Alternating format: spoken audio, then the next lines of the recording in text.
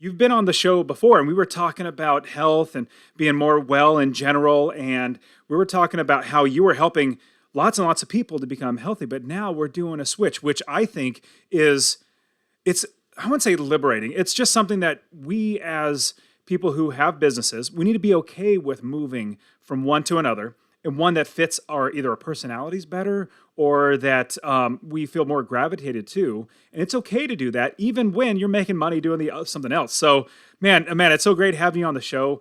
So, talk to us a little bit about this whole idea of what you're doing to make money for yourself and your family, and then in that picking one of the two. Like you had, obviously fitness, but then now also coaching and coaches. Talk to us a little about what you're doing now and how you're providing for your family with all of this. Yeah, I mean, I've been coaching for 25 years. And so my first coaching job was when I was 15. I got hired by the local YMCA to coach 4 and 5-year-old boys basketball. And so that was like the little seed planting for me that I was first like, wow, I can make money and help people change their lives. And at the time it was like little boys, but they were like so excited that they could see like their potential and their skill work, that the practice that we were doing was like turning into play. So fast forward, I've coached in a lot of capacities, from CrossFit to teaching, high school, to coaching educators, and coaching inside my own business. But the theme that had been emerging for me over the last few years is I just love the art of coaching. I love teaching coaches how to, and practitioners, consultants, be anybody that's serving people.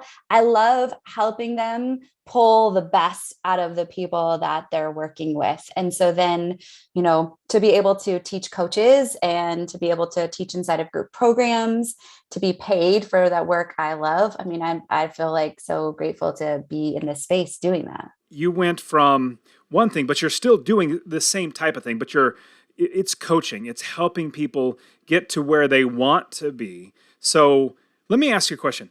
If I wanted to be a coach in anything, let's just pick something. Let's say somebody has a fantastic company and they've done a lot of landscaping.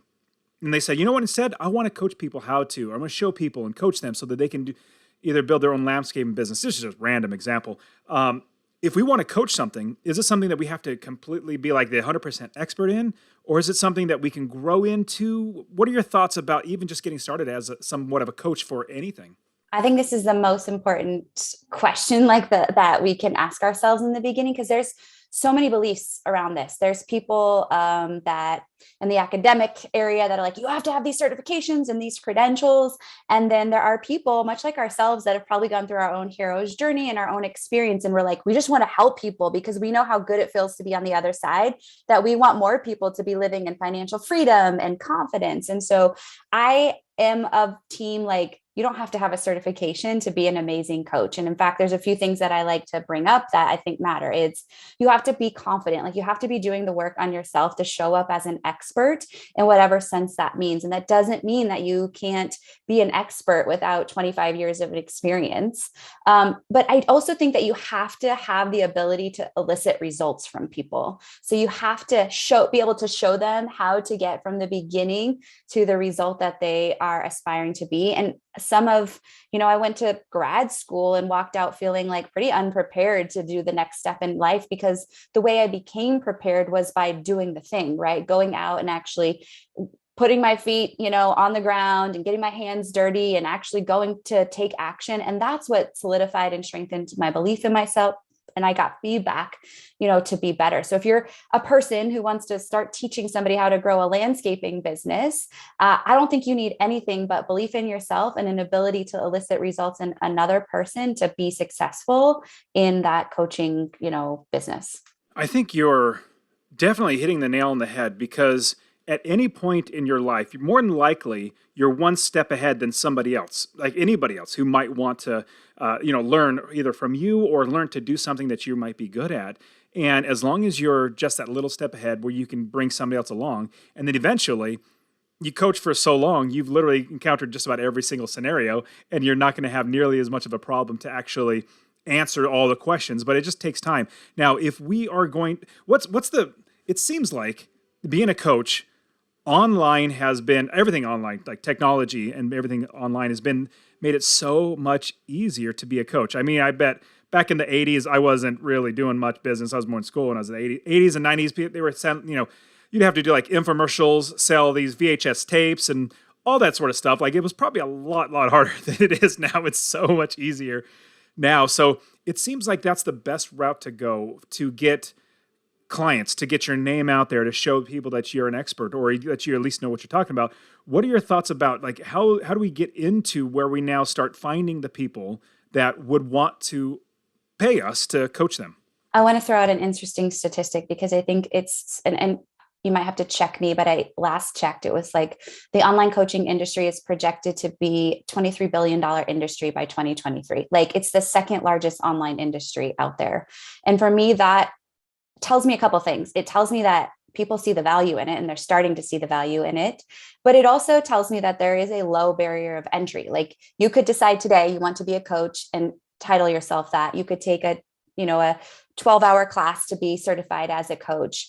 And this is honestly one of the reasons I really am heavily passionate. And this is why I moved towards this space is I was sitting in a conference and it was just for life coaches. There was 1,800 of us and something, it was like something like 80 or 85% of the people in the room weren't where they wanted to be in profitability in their business. And so I was curious about this. Why is this? And that's because the way we, go out and strengthen belief, like I mentioned in ourselves, is by seeing clients. And if we don't have clients, then how do we feel more confident? Like you said, how do we get confronted with opportunities to coach? And so that's why I'm like passionate about creating a space for coaches to come and practice and ask these questions around both the art of business or the art of coaching, but the craft of building a business, because you need both, right? To be successful. But part of that is really getting so clear on the people you want to serve and being in front of them. But if we don't have confidence in ourselves, then we're afraid to like be in front of them.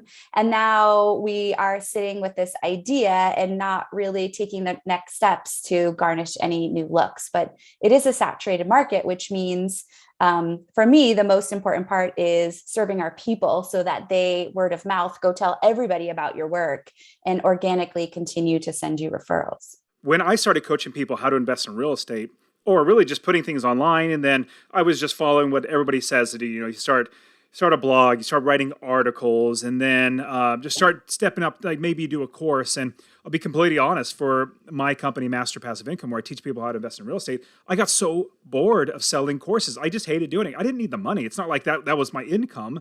And so seeing somebody buy a course, that was boring, number one. But number two was disappointing because I was putting it out there for people to actually change their life. But like 20% of the people would actually finish the course. Everybody else would just lose the money, like, spend Totally. it, but not use it. I'm like, oh, this is so disappointing. So what I switched now, no, I wouldn't say switched, but I've added into my business, not just the one-on-one coaching, because one-on-one coaching costs more. It takes my time physically of my personal one-on-one time. So it's more pricey. But what I did on top of that was I added a much lower price point, which is a membership. And that allows group coaching where everybody gets on. Everybody is basically paying for my time for that, time that I'm on the group coaching. So much more satisfying for me as a coach because I'm talking with the people. I'm seeing where they are. I'm getting them past those hurdles that the company or the people that just took the course, the 20% that just finished the course, they got through it. But the other ones that didn't, they got a roadblock and they got stopped and they didn't move forward. I hated seeing that. So being able to interact, like you said, like being able to be around the people is one of the greatest things that you can do. Now, you did mention that this is a big industry. I mean, it's a huge, huge industry. How many, like, before we even start making money, how do you crack into that industry? Because, like, I have had people, I'm honest to say that I've had a lot of people say, well, Dustin, like, I might coach this or that, whatever it might be. I'm trying to encourage people to start doing something online. And they say, man, there's so many people already coaching how to write a book or how to do this, that, or the other. And they said, is that going to be hard for me? And I said, I broke into real estate investing. That's like the worst market you could ever go into. I broke into health and nutrition coaching. So, I mean, you know how many people are doing that? Exactly. So what would you say how do we, well, obviously get past that. That's definitely, you and I both know, get past that thinking. But then how do we actually make sure that we get our message in front of the right people and we're saying the right things? Well, I think you nailed the first thing is that is just a limiting belief that everybody's doing it. So why should I? And I always remind my people that like you said, nobody's going to do it with your voice and your passion and your spirit. And, in coaching, there's something that I teach a lot about, and that is rapport.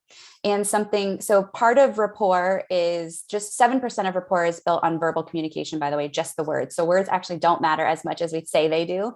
The more important parts are physiology, which is 53%, and 38% is our tonality, our voice.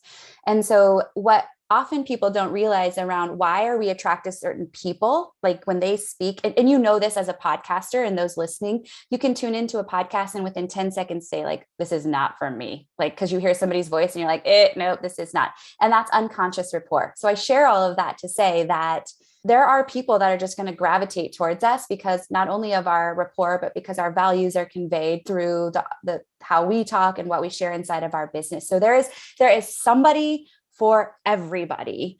And I really, really believe in that with 100% certainty, because I see it in my clients time after time who have these same kind of limiting beliefs. So then well, how do we get started?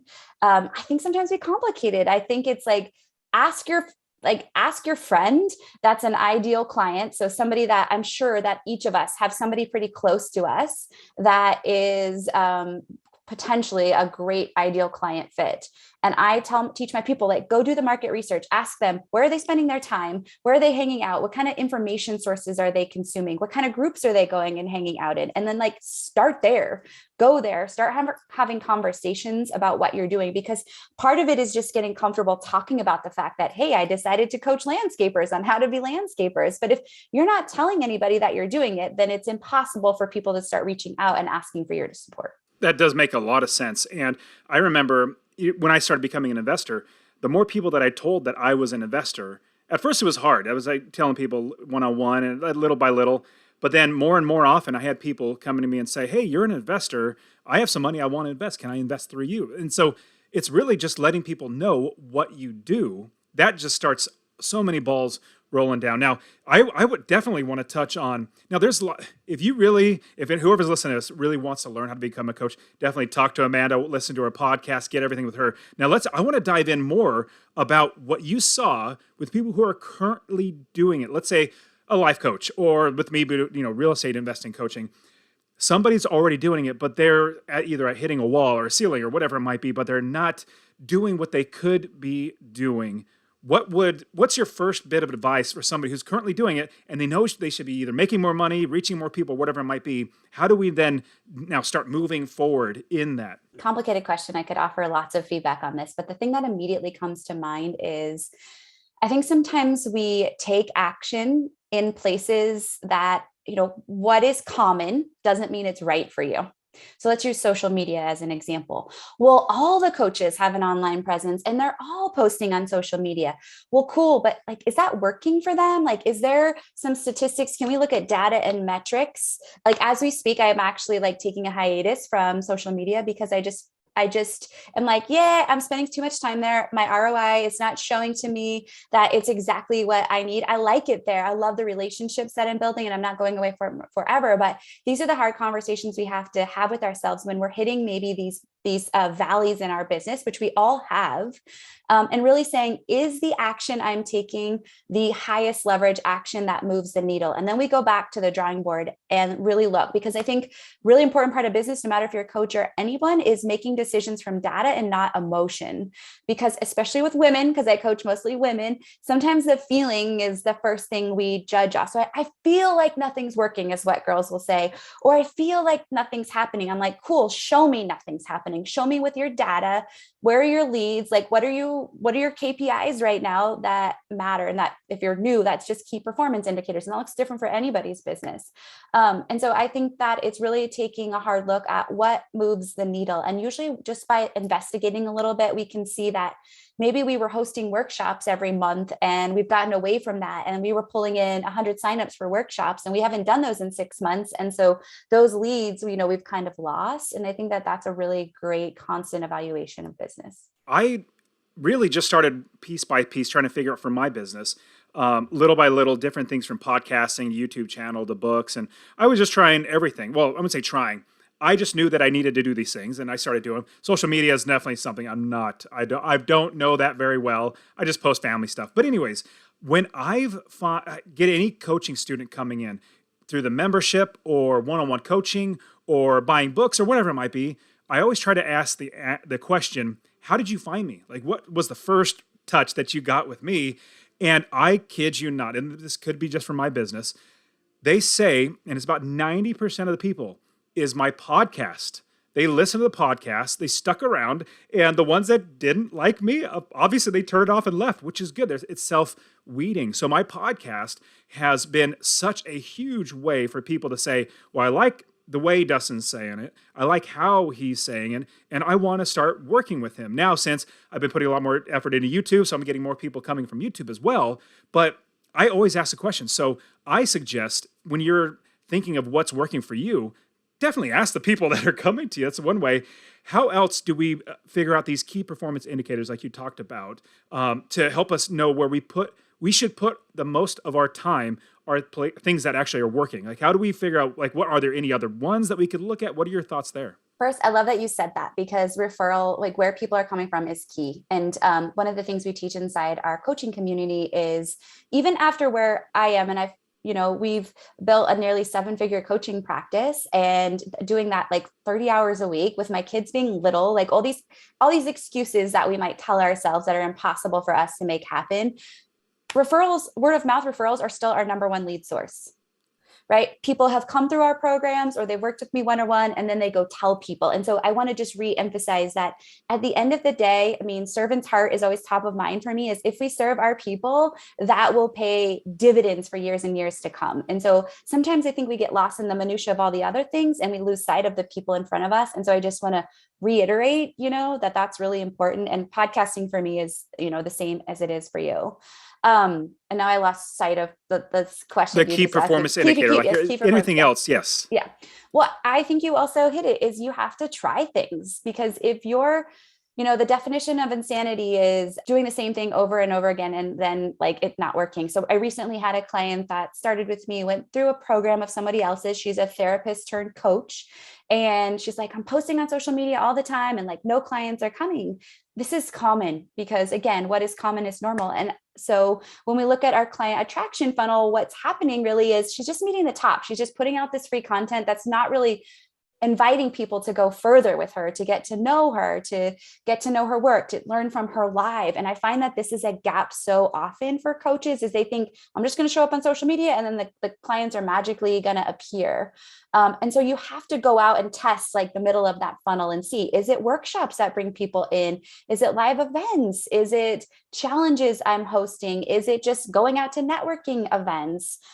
Finding out and kind of dabbling, and then you're going to get some data back, and then you're going to be able to know what are some of those KPIs that actually matter. Oh, it's workshops. Cool. Well, let's see, when we have a workshop, how many people are coming to the landing page? How many are signing up?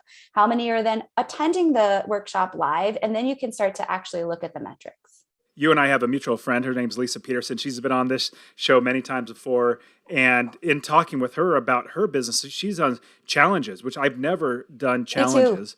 Yeah, and she does a fantastic job at that. I probably should look into doing that. I just haven't yet. But so now that I have you on the show, this is going to be great for me as well as everybody else listening. So in creating let's say somebody that you met at a conference, and you're talking and you're saying, you're hearing them say, or let's just say I'm one of the persons at the conference, my business doesn't seem to be growing like it should. Now I'm doing almost everything, not, I have a podcast, a YouTube channel. I have these things. I don't want to necessarily take on social media, but I'm starting to look at, for me personally, at what point do I realize that there are things that are not getting done that I should hire somebody else to do? I'll give you an example, like copywriting for emails to make really good copyright, or social media ads, or Facebook, Instagram, all the ads and stuff like that, or having somebody take over as a virtual assistant. Basically, starting to build a business around you, team of employees, or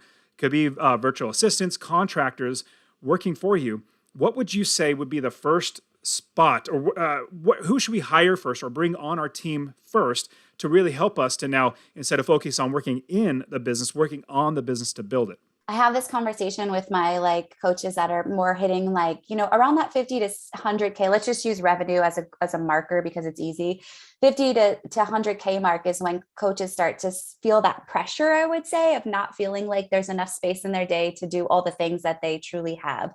And so my first suggestion would be to actually create a list and go like for just 1 week, maybe commit to yourself that throughout my work week, I'm going to keep this list next to me. And any task that I am doing that I think I could teach somebody else to do, that somebody else could do, not that you don't want to let go of because you want to micromanage your business, but from scheduling an email, right, to posting on social media or whatever the case is, if you want to do that or if you don't, but if you think that it could be replicated by somebody else easily, put it on the list. And once you've done this for a week, then what I encourage you to go back to is just go through that list and then say, okay, these are the tasks that somebody else could do that I don't really need to, because like there's things in my life nobody's going to do. Nobody's going to mom my kids like I am, and wife, my husband, and nobody's going to coach my clients. So I know that in my life, those are my three like non-negotiables that I'm not going to let anybody else put their hands in. But there's a lot of other stuff that can be done in life, including like clean my house, including, possibly carpooling, or I don't know, I'm just giving lots of ideas. But once you have that list, then my suggestion is to go through and say, okay, but what am I willing to let go of first?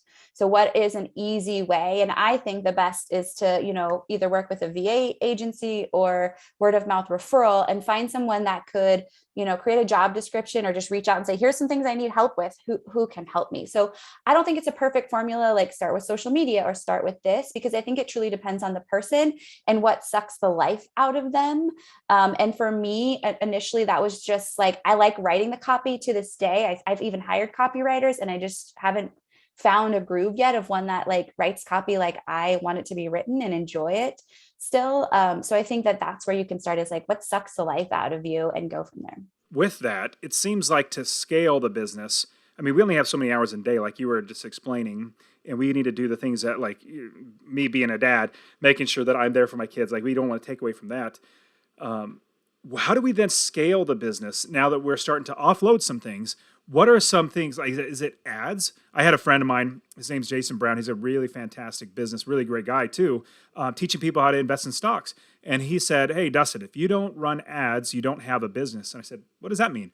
He says, well, if you're relying on podcasts, iTunes to get your voice out there, then they could take that away and literally, like they could, who knows? I mean, they might go bankrupt, or not bankrupt, but like they might not like you and then cut you off. Same thing with YouTube or Google, or you can be cut off from these ways. Now, if you have your own site, where it's your own site, like mine's Master Passive Income or Successfully Unemployed, so people can find you that way, which is good. But at the same time, you need to be able to run ads to then turn that into money. Like, you put in $1, and hopefully you get out $1.10 or $1.50 or something like that out of your ads.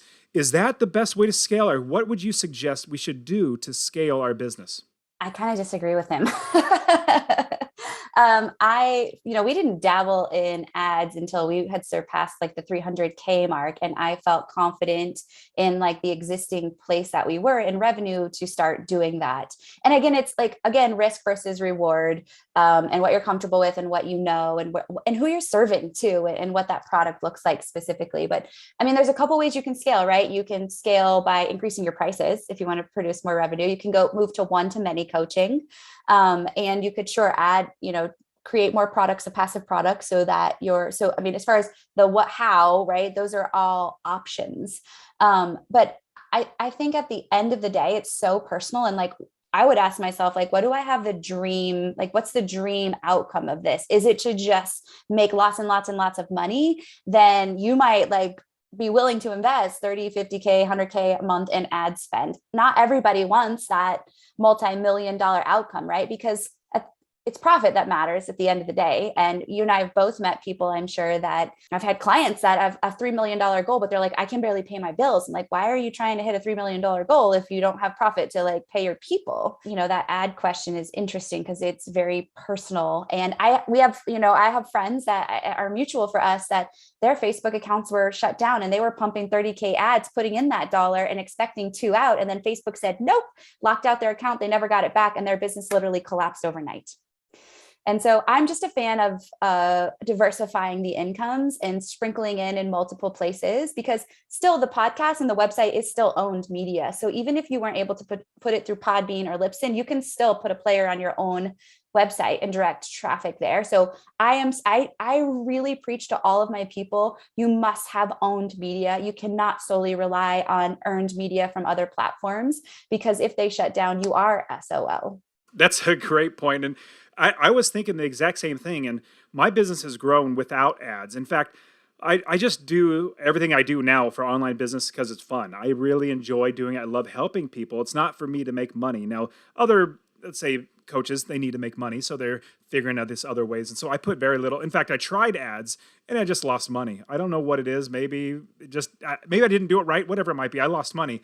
But now I'm just so much more happy serving more people and really just giving out content through the podcast or YouTube channel. I literally have my book. I give it away for free. Obviously, they pay for shipping and the cost of the book, but I give that away. I just try to give as much away. And I found, especially in my line of work, teaching people how to invest in real estate, that's so much harder for most people than, let's create an online business, or let's just create you a website. That's so easy. You can just go to some, I don't know, $5 a month website hosting and just create a website, then just start putting on articles. That's not a high barrier to entry. Now, real estate, totally different. So I have to give lots and lots and lots of free content just so that the person listening can think, number one, I like how Dustin's saying, I like what he's saying. And I like that, like this person, he's a good person. But at the same time, I can get over that hurdle in my mind that I can't do it because, and this is just like you, Amanda, I could teach anybody how to invest in real estate, but getting them over that hurdle in their mind, that roadblock saying that they can't do it, to where they can now say, I can do it, I must do it, and for my future, I can't do anything else but this. That takes them. It's just me giving out so much free stuff, but in the same time, it's helping so many more people. So in thinking of scaling even further to reaching 6 figures is great. Once you start reaching that, that's a lot of money. But let's say 7 figures. Is there any tips or any strategy that you could think of that can help us to start reaching for that 7-figure goal? I mean, two things come to mind. I mean, that starts to then have the conversation of team and the importance of team and leveraging maybe new people on your team. And one of, a game changer for me personally was when I hired an OBM, an online business manager. Some people might call him a project manager. Is when I started to see that I actually needed somebody to manage me a little bit more. And I needed somebody to come in and be the back end orchestrator and help me manage all the other people, our podcast editor, our VA, our Pinterest manager. I have 2 assistant coaches that work for me and do some support outside. And so I needed support to bring all of those people together. That was an instrumental change in my business. And it proves to be monetary, but it was more of a quality of life decision for me, because now I can walk away when I'm on vacation and know everything's set, and I can actually feel like I can be present completely with my family. So that definitely comes as far as scalability, because when we are our personal brands, it's really challenging. Scalability looks different than if we're selling a physical product or we aren't a personal brand, because we can't truly clone ourselves. We can have assistant coaches, but nobody's going to really do it and say it like we do. And so we're a little bit more limited, right? So we have to scale then the support staff and the fringes that help us. But another way to scale that is really powerful is also partnerships or affiliate relationships with people too. So it's like having people in our network that we've arranged maybe a formal agreement with, that we support each other through our launches or open programs or just organically. I have a great relationship with, somebody that does branding. And when I see one of my clients who's at that place that's really ready to invest in a deeper branding package, I love to make this warm introduction. And in turn, she's like, thank you.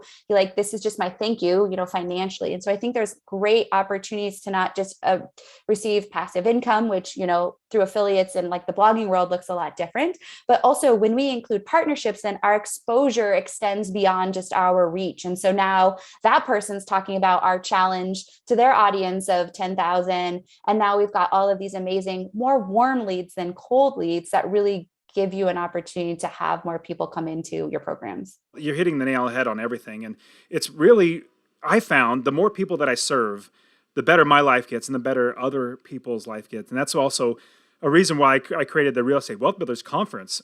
was because I found out I could help even more people. I could just really reach out, because like I said at the very beginning, I found out that I love real estate. Don't get me wrong. It's really terrific, but I am passionate about helping people and connecting people and all that sort of stuff. So that's just another great thing for me as a coach, is a whole nother thing that, man, I could bring them in front of other awesome real estate investors that coach and show them. Like, I had students that were working with me and they did really well, and now they want to do Airbnb, which I don't necessarily teach that. I mean, I can. Don't get me wrong, I can. But there's somebody who's very passionate about Airbnb, so they hopped over them and they start work with them. Like, that's great. I want to see you succeed. So it's all fantastic. Now, is there anything that I should have either asked you, or is there anything on your brain that, like, as a coach, to continue to grow our business, is there anything that we should know? I mean, the one thing that comes to mind is I don't want to overlook, it's my philosophy belief that income follows personal growth and development. And it's just as important that we're having our own personal breakthroughs and investing in ourselves. I mean, mindset, you've touched on mind stuff, but that is something I coach on in all my programs consistently, because we can talk about taking action. You saw it in your coursework. You can give them the perfect formula, but if they don't have the tools necessarily to coach them through their own mind drama, then we will not find ourselves, in whatever the version of success it is that we're looking for. And so just encouraging people to understand that, the mindset work is normal and it's part of the process. And if you're not doing it, then I think you're limiting your potential. I think that's all terrific. Hopefully, there is going to be more and more people listening to this show and working with you to really find out that they have a voice, that other people will want to listen to them. It might not be literally every single person in the world, which, like, in the world, there's lots and lots of people. And for me, in the real estate investing world, there's lots and lots of people. I just need to help a few people out of all that big bunch of people. And so I hope that because of this and with you, people are going to start realizing that they can do it. So, Amanda, how can people listen to your podcast? How can they find you online and hopefully start working with you? Yeah, you can. I mean, my website is amanda-walker.com. And if you are a coach and you are looking for just like a framework, one of the things that I love to offer, you can go to amanda-walker.com/more profit. And I walk you through like the 3 key items that every coach must be doing inside their practice, or consultant, I would say too, to grow a successful, business. And our podcast is called The Best Damn Coach, formerly the Feel Amazing Naked podcast, but we've rebranded it now. And that's also our group program. And so we want to help coaches and consultants, anybody that's serving people, be more confident so they can help their clients have massive results and they go out and tell the world about them. I love it. I think you're doing fantastic. So, Amanda, thank you so much for being on the show. I really appreciate you. Thank you for having me. It was so good to reconnect.